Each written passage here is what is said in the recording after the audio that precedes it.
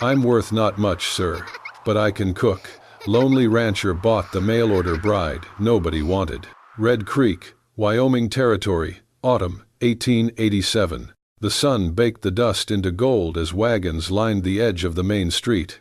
Lanterns swung from the saloon's porch. A makeshift wooden platform stood in front of the mercantile, where men gathered for the annual bride auction, a desperate tradition in this harsh corner of the West.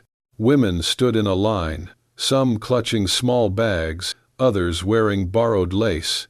They were widows, immigrants, orphans, many with nowhere else to go.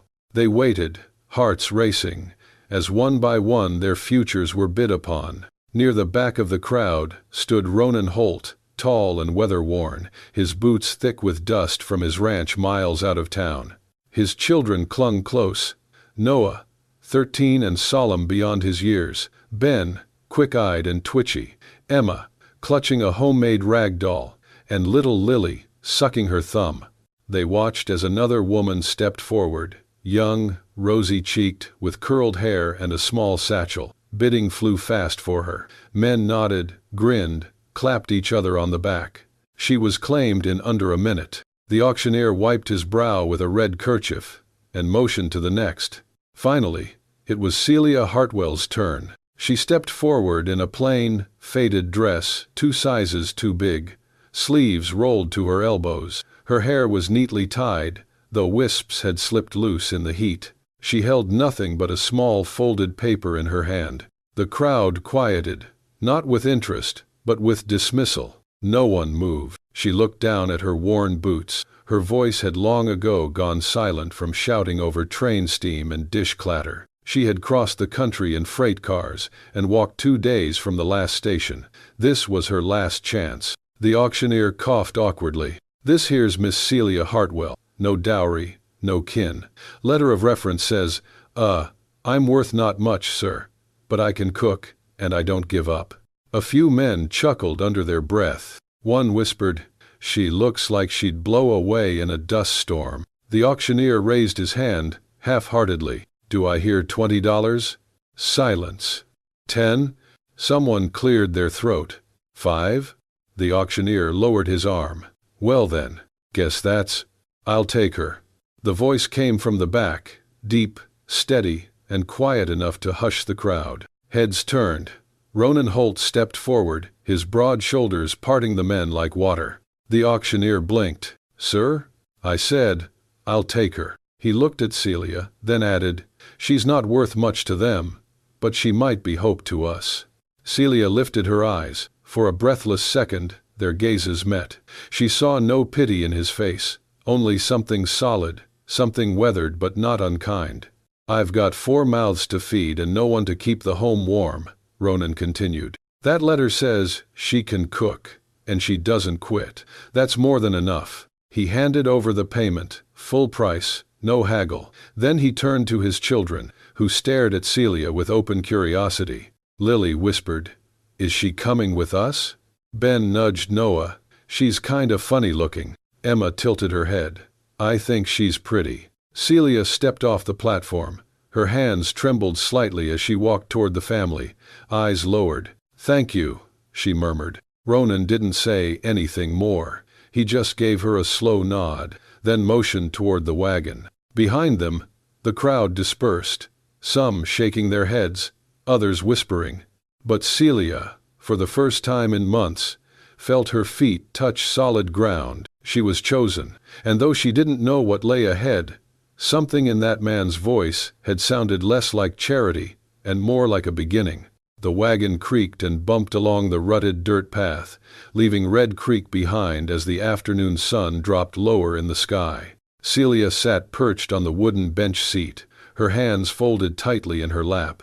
Beside her, 4 pairs of eyes watched her, not unkindly, but not without caution. Noah, 13, sat nearest to Ronan at the reins, casting sidelong glances every now and then. Ben, 10, fidgeted with a piece of string.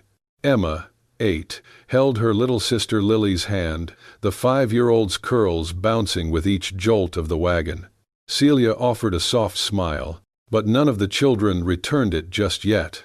The ride was quiet. Dust curled up behind them in the golden light. Birds flitted across the open fields. Silence reigned except for the creak of wheels and the rhythmic thudding of hooves. When the Holt Ranch came into view, Celia felt something shift in her chest.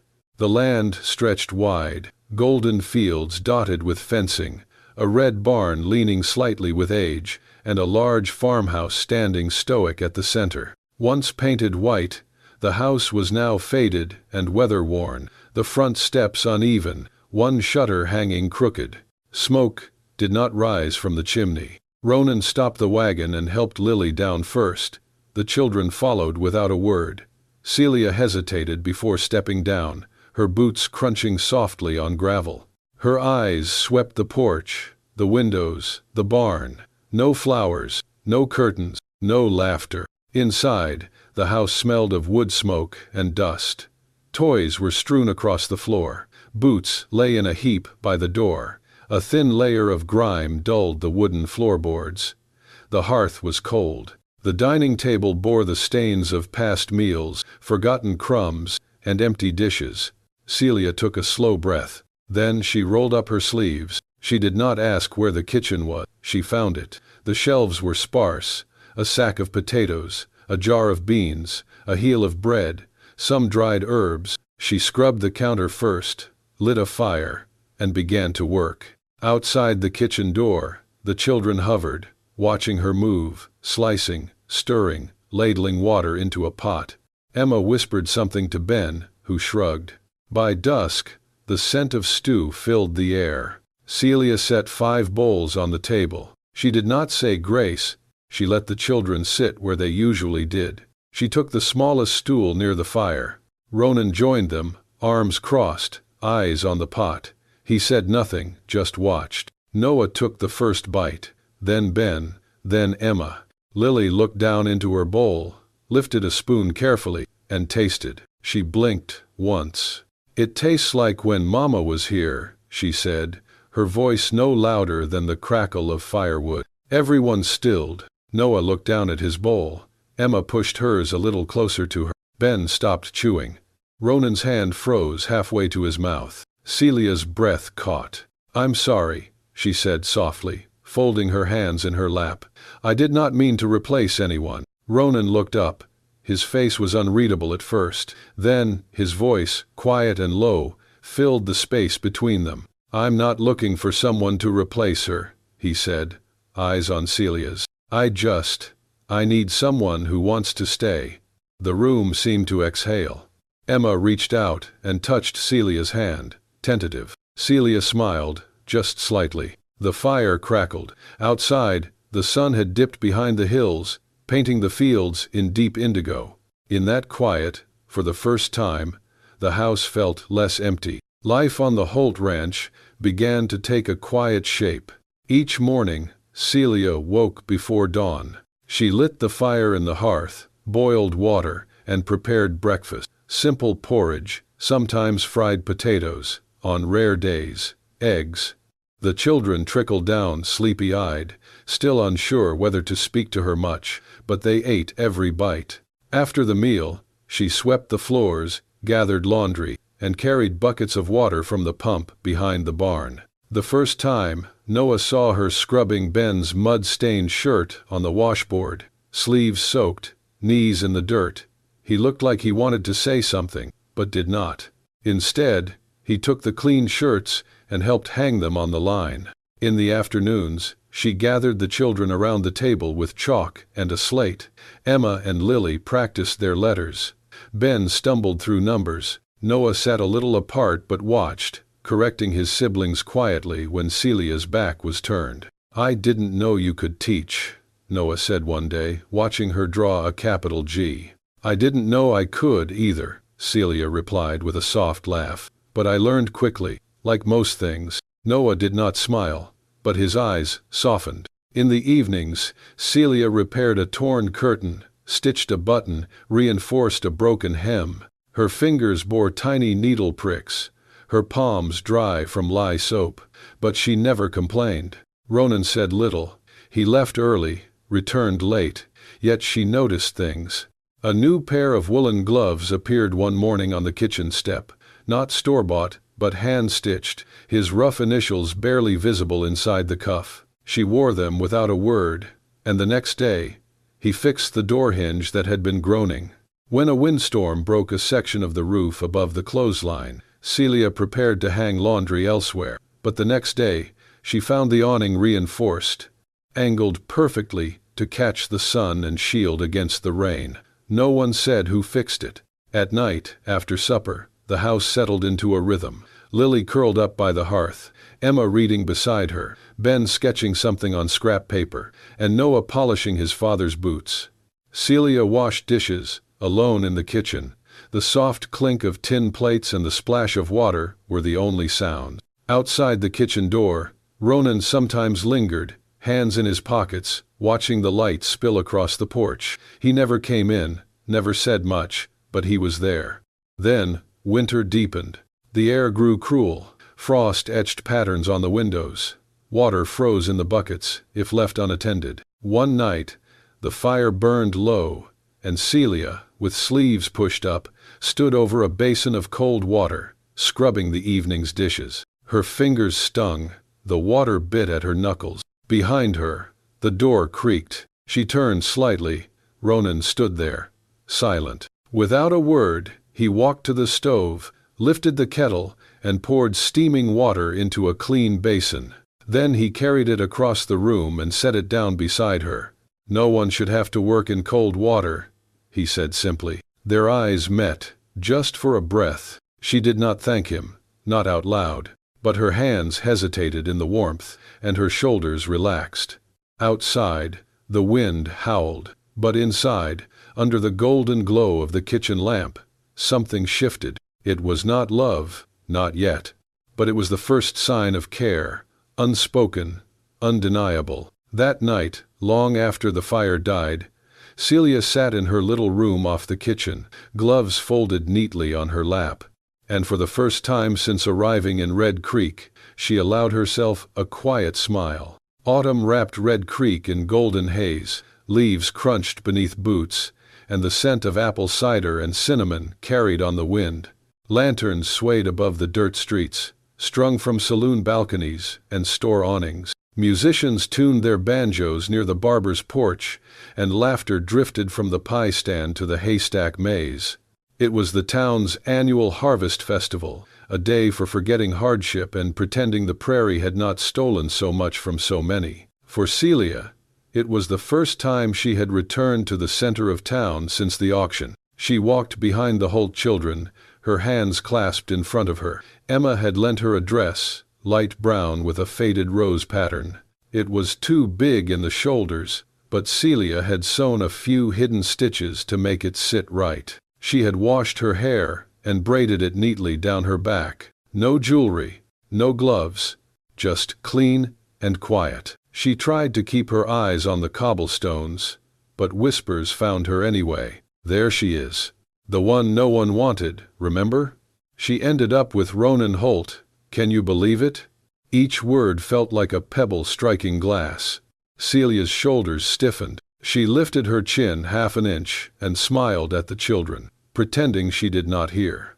Ronan walked beside them, saying nothing, but Celia noticed he adjusted his stride to stay closer to her. They passed booths decorated with corn husks and pumpkins. At the game stand, Ben begged to try the slingshot toss. Celia laughed, just softly, and helped him aim. He missed, but grinned anyway. "Ma knows how to fix the rubber bands when they break," he boasted to the boy behind the counter. "She's the best with tools." Celia flushed, touched, but flustered. That was when she saw them, a group of finely dressed women strolling toward the booth. At the center was Mrs. Rowan, widow of the wealthiest banker in town. Her son, Charles, had been the object of gossip more than once. Too much money, too many girls, not enough honor.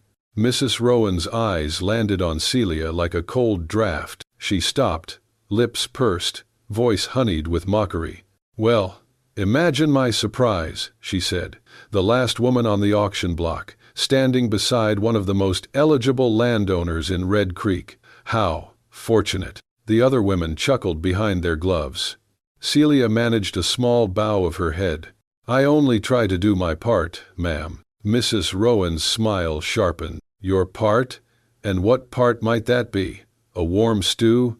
A clean floor?" She leaned in slightly, voice loud enough for the nearby crowd to hear. "My dear, women like you were not meant to be chosen. You were meant to be tolerated." Celia's cheeks burned. Her eyes dropped to the ground. She gripped her skirt tightly to stop her hands from shaking. Emma reached up and gently took Celia's hand. But Noah, standing tall beside his siblings, took half a step forward. His face was red, fists clenched. Celia caught his eye and shook her head just enough to calm him. She turned, intending to leave, to disappear before more damage was done. And that was when Ronan moved. He stepped between Celia and Mrs. Rowan, with slow, deliberate certainty. He did not raise his voice. He did not make a show. He simply reached back and took Celia's hand. Not lightly, not by accident, but fully and firmly, so that every watching eye would understand. Then he looked Mrs. Rowan in the eye and said, clear and unwavering, "I chose her, not for price, not for pity, but for courage." The music nearby faded. Even the wind seemed to pause. Whispers died mid-sentence. A stillness fell over the small square. Mrs. Rowan blinked, caught off guard. She opened her mouth, but nothing came out. The women behind her shuffled away, pretending to examine apple pies. Celia stood frozen, Ronan's hand strong around hers. The children moved in closer, standing on either side of her, as if forming a silent shield. Celia looked up at Ronan, eyes shimmering. She blinked quickly, determined not to let tears fall. Not here, not now. But inside her chest, something cracked open, something long buried beneath fear and years of not being seen. For the first time, she was not the last choice. She was someone worth standing beside, and his hand never let go. The rain came suddenly that afternoon, sweeping across the plains in heavy sheets. Thunder rolled low in the distance as Celia cleared the porch of drying laundry and ushered the children inside. When she returned to the kitchen, a letter lay on the table, damp, edges curled, the ink bleeding slightly at the corners. There was no return address, but the handwriting was all too familiar. Her fingers froze. She opened it with care, but her breath caught the instant her eyes landed on the name. Samuel Crane. The ink smudged where her thumb brushed the paper, but the words were clear and cruel. "You thought you could run, but I always find what belongs to me. I know where you are now, Celia, and I'm coming for you." Her heart thundered louder than the storm. She folded the letter twice, then again. Her hands trembled. The kitchen blurred at the edges of her vision. Samuel, the man who once employed her back east, who treated her less like a servant and more like property, who followed her from job to job, who whispered promises no one else heard and threats that no one believed. She had left under darkness, changed her name at least once, traveled west with only a prayer and her dignity, and now he had found her. Celia tucked the letter deep beneath the flour sack in the bottom cupboard, her chest heaving. She told no one, not Ronan, not the children. She could not bring that darkness into their home. She had barely earned their trust, barely earned her place. What if he sent her away? What if he thought she had brought danger with her? So she stayed silent. But fear has a scent, and it lingers. 3 days passed. On the 4th, the sun returned. The sky was blue again, and Red Creek bustled with market day cheer. Celia brought Emma and Lily into town to buy carrots and flour. She smiled politely at the vendor, nodded at familiar faces. She had nearly relaxed, until a hand seized her wrist. The grip was strong, rough. Samuel Crane. He stood inches from her, his coat soaked from travel, his face gaunt but wild-eyed. His breath reeked of whiskey. "Celia," he hissed, "you think I would not come?" She tried to pull back, but he held fast. "Let go," she said sharply. "You think you can just disappear? You belong to me." "You are not my husband," she cried, yanking harder. You promised me, he spat. You said yes. I was afraid, she snapped. I said yes, because you wouldn't let me say no. People around them began to turn, voices lowering. The vendor stepped back. Samuel's face darkened. You're my fiancé. You owe me. Then a second hand reached in, firm, calm. Ronan. Without raising his voice, he pried Samuel's hand from Celia's arm and pulled her gently behind him. His stance was quiet, but unmovable. She does not belong to you, Ronan said. Samuel blinked, momentarily stunned. And who are you, her keeper? I am the man she stands beside, and she will never stand beside you. Samuel sneered. She's lying to you. She ran from me, stole from me, that woman. Ronan stepped forward, just half a pace, but enough to make Samuel flinch. I do not care what story you tell. You will not touch her. You will not speak to her, and you will leave this town. A murmur rippled through the market square. Shoppers paused, hands full of potatoes, spools of thread. The sheriff's deputy leaned forward from his post near the dry goods store, one hand on his belt. Samuel swallowed. I'll be back, he growled. You cannot hide her forever. Ronan did not move. Try, and you'll answer to me. Samuel turned and stormed away, coat flapping behind him like a threat. The tension broke slowly. People returned to their stalls. Emma and Lily ran to Celia's side. She wrapped her arms around them tightly, though her own hands shook. She looked up at Ronan. His eyes met hers, not demanding explanation, not pressing for the truth, just steady, solid, a quiet promise. And Celia knew, with a cold knot in her stomach, that Samuel was not finished, but neither, it seemed, was Ronan. The days after the market incident felt different. Noah began keeping his rifle closer to the porch. He said nothing, but his eyes often drifted to the road that led into town. Emma had trouble sleeping. Nightmares made her whimper in her bunk, until Celia came and held her hand. Celia herself barely rested. Her mind spun through every possibility, every knock, every shadow. She wanted to tell Ronan the truth, about the letter, about the fear clawing at her chest, but each time she opened her mouth, the words caught like burrs in her throat. What if it made him regret choosing her? What if she was only bringing danger to his children? So she stayed silent. Until the night, the storm came. Lightning carved the sky like jagged glass, thunder chasing close behind. Rain pelted the windows in frantic rhythm. Celia sat at the kitchen table, hands around a cup of cooling tea. The children had just been put to bed. Ronan was out in the barn, checking the latches. A loud crack split the air, followed by the sharp scent of smoke. Then the yelling began. Celia ran to the window. Orange light bloomed from the barn like a second sun. Flames licked hungrily at the beams, devouring wood, hay, and heat alike. The horses, she gasped. Outside, chaos exploded. Ronan appeared, carrying Lily in his arms, shouting over the wind. Noah, take your sisters. Get to the back shed. Stay low. Noah obeyed, grabbing Ben and Emma by the arms and herding them through the back path, away from the fire. The rain had begun, but not enough, not yet. Ronan turned back toward the blaze. Celia ran to it, grabbing his arm. You can't go in there. The horses will burn, he said, pulling free. We need them. Please, Ronan. But he was already gone, swallowed by smoke and flame. The barn groaned, rafters cracked overhead. Celia stood frozen, fists clenched at her sides, heart in her throat. Then she saw it, the roof giving way. Ronan, she screamed. There was no answer. Without thinking, without planning, she ran. Heat hit her like a wall. Smoke stung her eyes, filling her lungs with fire. She coughed violently but pushed forward, squinting through the black haze. Ronan, she cried, over and over. Where are you? She found him beneath a collapsed beam, his legs pinned, face smeared with ash. He was conscious, barely. Celia, go. Not without you. She dropped to her knees, hands searching for leverage. The wood was hot, too heavy, but she braced and pushed with all her weight, all her fear, all her love.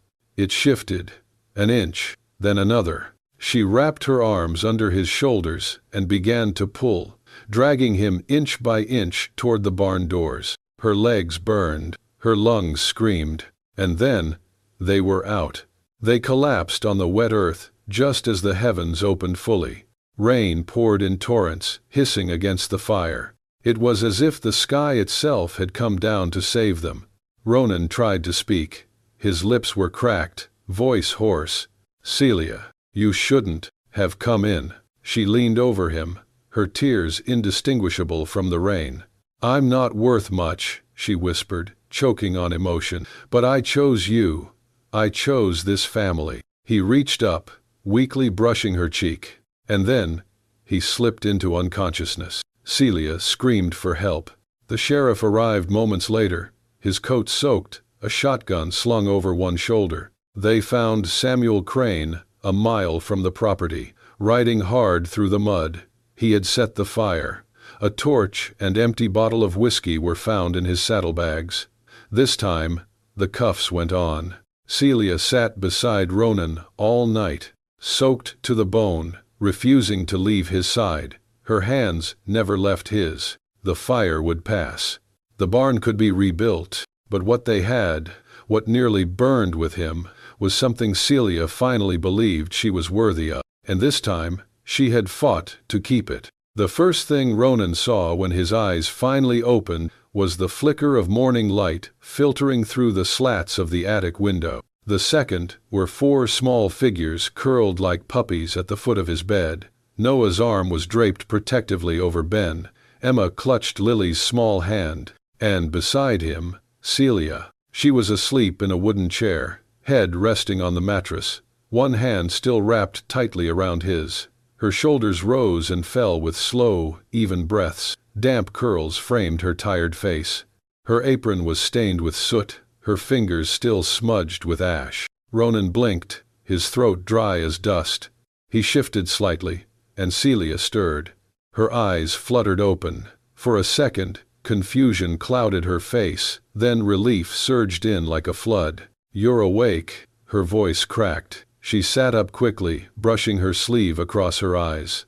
"I thought—" She stopped herself, smiled through trembling lips. "You scared us." He didn't speak, just reached out and gently tucked a loose strand of hair behind her ear.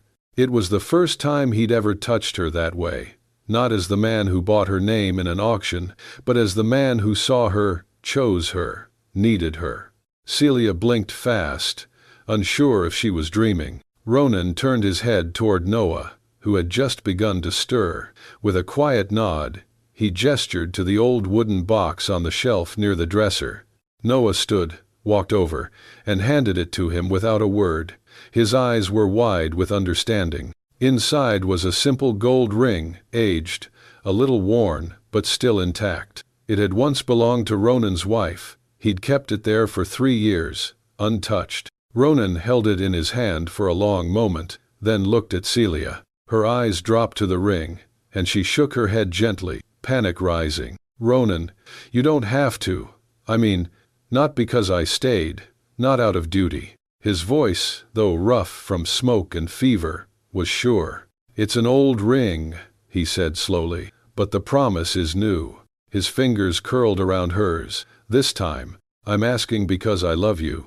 Tears slipped silently down her cheeks. Celia nodded. She didn't trust her voice, not yet, but she held out her hand, trembling, as he slipped the ring onto her finger. A perfect fit. She looked down at it, then up at him, and whispered, "Thank you for seeing me." The moment swelled, quiet, profound. Then Lily, rubbing her eyes, crawled onto the bed and laid her head gently on Ronan's chest. "Is Ma staying forever now?" she asked, sleepily. Ronan looked at Celia. Their eyes met. "Yes," he said, "she is." The children gathered around, wrapping arms around both of them in a clumsy, tearful hug. No one said anything else. They didn't need to. The Holt family, broken and stitched back together in silence, had found its missing piece. And it had not come with beauty, or fortune, or the certainty of ease. It had come with courage, and a woman who once wrote, "I'm worth not much, sir, but I can cook." She had given them much more than meals. She had given them back their hearts. Seasons changed. The snow melted into spring, and spring burst into summer with green fields, blooming apple trees, and laughter echoing across the Holt Ranch. The barn was rebuilt, stronger, sturdier, with thick beams and wide doors that no longer creaked in the wind. The fences were repainted white, standing straight like soldiers guarding the new life within. Inside the farmhouse, the scent of cinnamon and warm bread drifted from the kitchen every morning. The old hearth crackled each night, not from need, but from comfort. There were curtains now, stitched by Celia's own hands, and drawings taped to the walls, Lily's stick figures, Emma's animals, Ben's imagined horses. Noah even carved a nameplate above the front door. The Holt home. Celia's presence had become as rooted as the oak tree behind the barn. She opened a small bakery on Main Street that summer, just a corner stall beside the general store, where she sold biscuits, hand pies, and braided bread still warm from dawn ovens. At first, townsfolk came out of politeness. Then, they came for her ginger peach tart, and soon after, they came for her. They lingered to ask about recipes, about her girls, about her plans. The whispers that once followed her through the street had long since faded. Now, they said things like, "That Celia Holt makes the best honey cornbread this side of the Rockies." Or simply, "She's one of us." No one mentioned the auction any. No one needed to. At home, the children called her Ma. Not Miss Celia, not the lady, just Ma. Lily said it first, without thinking, without asking. When she tripped over a bucket and Celia came running, the little girl threw her arms around Celia's waist and said through tears, "Ma, I'm okay." The others picked it up like breath. Celia had not asked for it, but her heart swelled each time they said it. Ronan never corrected them. One quiet evening, after the bakery closed and the stars blinked above Red Creek, Ronan sat alone on the back porch. The crickets hummed. The porch light glowed warm behind him. In his lap was a leather-bound journal, worn at the edges, the spine cracked from years of silent conversations. It had belonged to his late wife. For the first time in over 3 years, he opened it. He flipped past the dried petals she'd once pressed between pages, past the recipes written in her neat hand, until he found a blank space. Then he picked up his pen, and he wrote, "I did not forget you. I never will. But something has changed here. Something good. The children laugh again. The house breathes again. There is light where there was only waiting. Her name is Celia. She came with no family, no name of worth, no promises, only a line on a page. I'm not worth much, sir, but I can cook."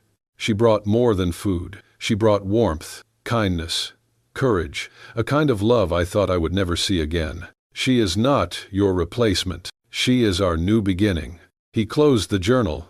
Inside the house, he could hear Celia humming while folding laundry. The children giggled over something Lily had said. And Ronan Holt smiled into the dark, the stars above him like silent witnesses. This was not the life he planned. It was the life that had waited for him, quietly, patiently. Love, after all, did not ask for permission. It only asked to be chosen. Out on the edge of the American frontier, love didn't always come easy, but sometimes it came quietly and stayed for good. If Celia and Ronan's story touched your heart, the courage, the healing, the quiet choice to love, then hit that hype button to show some love back. And if you're drawn to stories where hearts are braver than bullets, where family is chosen, and where love blooms in the dust, subscribe to Wild West Love Stories. We've got more tales to tell, of honor, heartbreak, and devotion that defied the wild. Thanks for riding with us. See you on the next trail.